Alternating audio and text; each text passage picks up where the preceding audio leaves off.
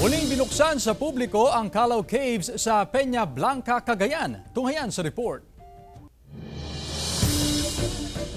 Muling binuksan sa publiko ang pamosong Calao Caves sa Peña Blanca, Cagayan. Binubuo ng 7 chambers ang kuweba at may simbahan sa loob.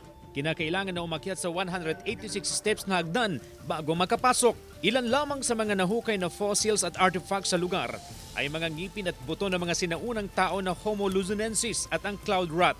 Bahagi ang Calao Caves ng Peña Blanca Protected Landscape and Seascape na nasa paanan ng Sierra Madre. Ayong inopen po ang Calao Cave for tourist po.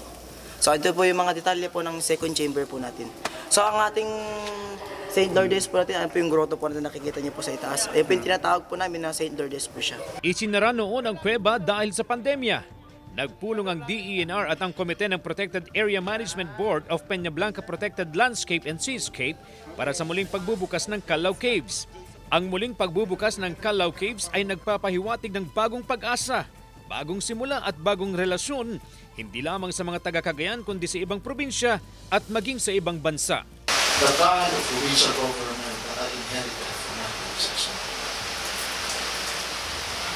It has always been a great passion to make a better Cagayan.